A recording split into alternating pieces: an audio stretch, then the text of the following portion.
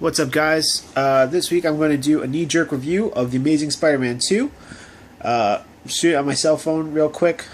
Busy weekend, Mother's Day and all that kind of stuff. You know the deal. Heads up.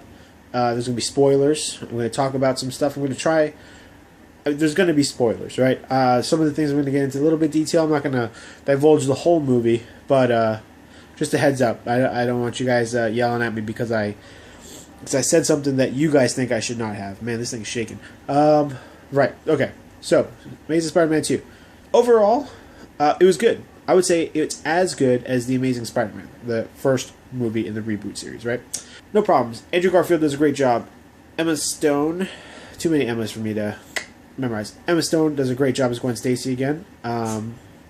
Sally Field's fine. Aunt May. Let's see, how do I go about this? Okay, Spider-Man, great. I think the graphics are great. That's how we'll do it. The graphics are excellent. They do this really nice, subtle thing where Spider-Man is swooping down, and his back arches up. And basically, so his shoulder blades are up, and like there's extra fabric in his back. And the way the suit kind of wrinkles is awesome. It's nice because not every suit should be exactly the right fit no matter what position he's in.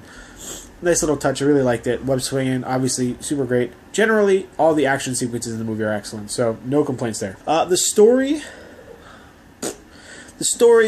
overall is fine. It definitely suffers from the issue that Spider-Man 3 had, which everybody thought this movie was going to have, is like an over-convoluted... There's too much shit going on, basically, right? There's a story with about Peter and his parents, which I think is just superfluous. I think because of what's happening in the movies, it suffers. It doesn't, and by the end of it, it just kind of seems pointless. Like, who gives a shoot?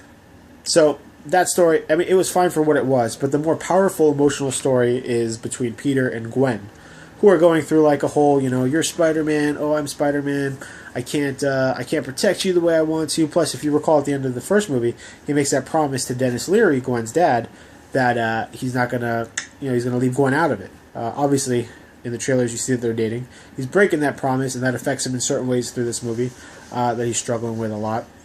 That's a much more powerful emotional story to me, although it's your typical romantic story. I felt like it was better than whatever the hell happens with his parents. I think that story is probably worth telling, but I felt like it didn't need to be told in this movie. Let's see, Electro. I thought Electro was pretty good, although I couldn't help but think every time, throughout the whole movie, I was thinking this is Spider-Man versus Skrillex. Right? Because you got Electro, and for whatever reason, they used like dubstep to signify his abilities. So when you're seeing the world through Electro's eyes, everything's all like electricity-y, like wah, wah, wah, wah, wah, wah. It sounds like dubstep. There's like notes and big structures give off like a really low, bleh, like the like drop in the bass, if you will. And whoa! So I thought that was I didn't like it. I thought that was bad, or it was distracting, anyways, because he's on screen for quite a bit, and they do it all the time. And I also say Skrillex because Harry, who is played by Dean DeHaan, I think. I don't think I like him. I really liked him in Chronicle, but this movie he didn't do it for me. I thought his Harry was weird, and I think the kid just talks like that normally. I don't think like he was acting to be Harry. I think that's his voice, and that's what he was doing, which I thought was totally trippy. And then, kind of like Venom, you see the alter ego, or like you see the human, regular person character for the whole movie, right? Spider-Man 3, you see Eddie Brock for the whole movie. It's not until the end where he gets infected by the symbiote, right? And then by the end of it, Venom gets like no screen time, and he's not really done any justice. The same happens for the Green Goblin here, I think. Harry, you see through the whole movie, or a lot of it anyways. It's not until like the last 15 minutes where he becomes the Green Goblin.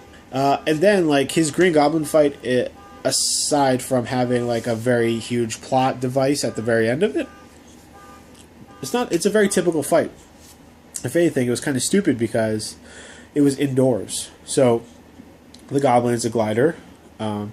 it's a very small confined space, and then Spider-Man the Web Swinger, also small confined space, which was a weird last fight. The fight was fine, but it didn't showcase their abilities. It didn't make me afraid of the Green Goblin, nothing like that. Whatever. So, let's see.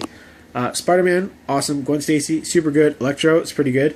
Green Goblin, I thought he sucked balls. I'll say it right there. Rhino's in it, if you recall from the trailer. I thought Rhino was actually pretty good. I think he was used the right amount based on, based on the story. The Rhino's appearance in this movie kind of reminded me of the Scarecrow's appearances in the subsequent Batman movies. Like, in Part 2, he was only in the beginning. In Part 3, he was, like, somewhere at the end. And Rhino pretty much shows up in those same occasions. Totally fine, totally great. Sets up Sinister Six stuff. That's fine. There's cars outside. I mean, overall, I thought the movie was good. I think you should go check it out. I think it's worth it. The story arc for Peter and Gwen alone is important. I thought Goblin was wasted. I thought he was stupid. He was my least favorite part of the movie. I wasn't excited about him before when I saw pictures of him looking like Billy Idol. Finally watching the movie to get an explanation didn't sell me. I thought it was stupid. Electro was fine. I think he's definitely a formidable opponent. His fight scenes were great. Even his origin was cool too, but some of the nuances of him was weird. You heard voices, the dubstep. It was just it wasn't necessary. I didn't really get it, so whatever. At the very end, there's the X-Men thing. I talked about that in one of the episodes before the vlog. You can go check that out. It was fine. It's whatever. Just a scene from the movie it looked like. So overall, if I had to give this out of 5 stars, I'd say it's a solid 3. Solid 3. I don't think that's I don't think that's a bad rating at all. So it's a 3 out of 5. And to put that in perspective, Captain America was probably like a 4 out of 5. So it's just a little bit less good. I would probably say the Thor movies are also a 3 out of 5. I don't know if this helps at all. Whatever. That's it. Knee-jerk review. Thank you very much. Tune in next week for a regularly scheduled edition of your weekly geek news for the vlog. If you like what we do, hit the subscribe button. Like the video if you liked it. If you didn't like it, whatever. Go watch another one like that one, hopefully. We're going to start releasing a new series of videos, not necessarily weekly, just as they come up. It's called Attack of the Facts. Fact Attack. Attack Facts? I forget. Watch the video. I say it there.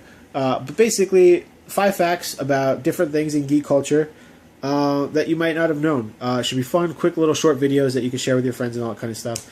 If you have an idea for different things that we could try out here, leave comments below. Hit us up on Facebook. Leave a message on our WordPress. If you want to be part of it, also message us. We're super open to that idea. Whatever, this video is getting long. Thank you very much. Catch you guys next week. Go see Amazing Spider-Man 2. Peace!